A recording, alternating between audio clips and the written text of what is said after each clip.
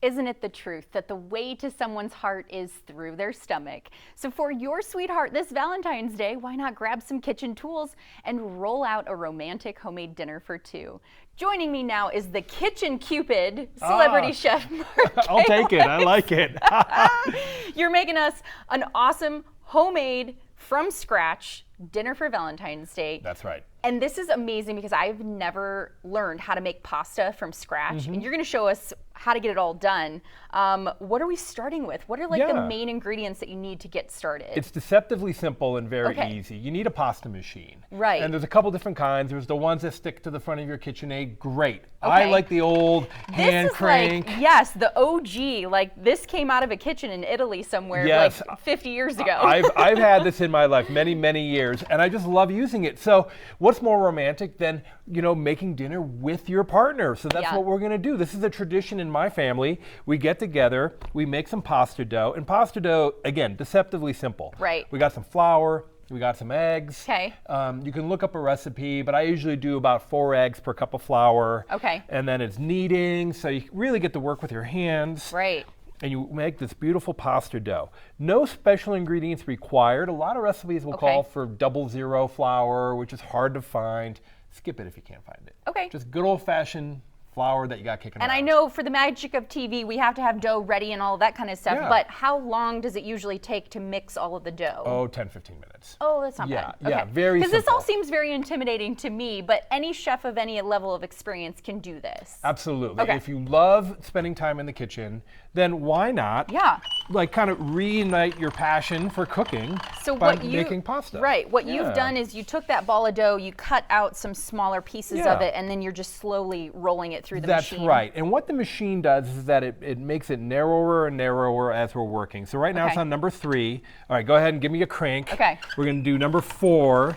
And every time we go, it gets a little thinner. Oh no, I tore the dough. Yeah, it's okay. You know what? The good thing about making pasta, here we go. Okay. So we're going to go twice on every number.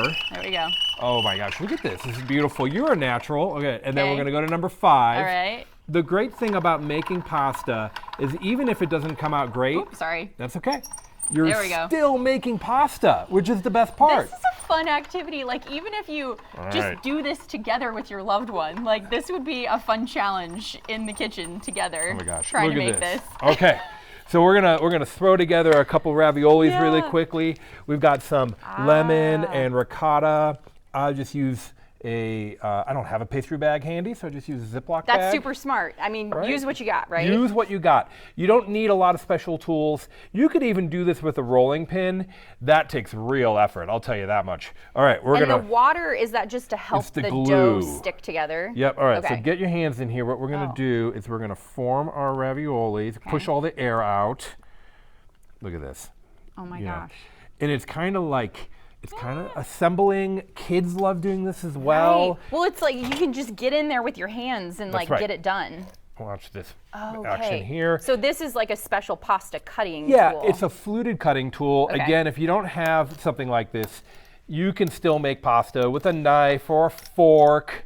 But this just makes it look pretty. Look how nice those look. Those look really pretty. And then we can also make linguine. Aha. All right, start cranking. Okay, all cranking. Right, here we go. Oh, hold on. Boy. Here it comes. Hey, it's cutting it on the other side. That's awesome. If you prefer linguine. Yeah, I probably should be trying to catch it on this side right now. Oh my gosh. Look at this. Look at this. Chef Sam. And I dropped some on the floor That's too. okay. It's not cooking if you're not making a mess.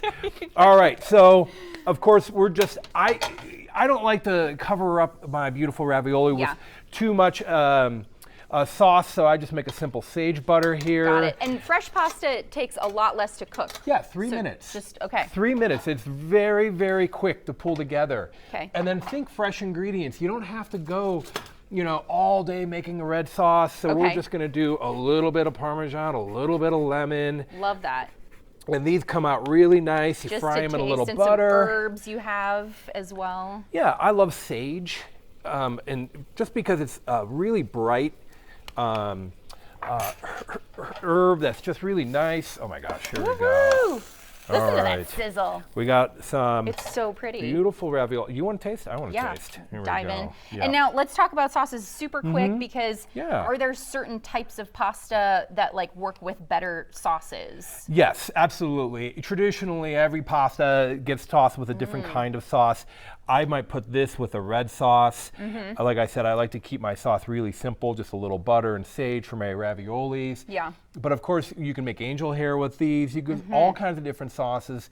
And gosh, you know, my Alfredo, I just take cream and some Parmesan and I toss it with my noodles and I'm done. Right. You don't have to get that store-bought stuff. You can just use like You really know, if you- simple, fresh yeah, ingredients. Absolutely. If you got store-bought sauce, go for it. But I just like a little tomato, a little salt, a little olive oil, maybe some garlic. Cause Yeah. come on. Mm. Oh my gosh. Last taste because we only have a couple seconds left. So good. Thank you. Chef Mark. You're very You're welcome. the best. Guys, Chef Mark Kalix is the celebrity chef for Appliance Factory Fine Lines. And you could earn a free in-home cooking class or dinner party. That's right. You can find out more information on his website, all this delicious food, celebritychefmarkk.com. That's a wrap for us. We'll see you tomorrow. Thanks for watching as I chew.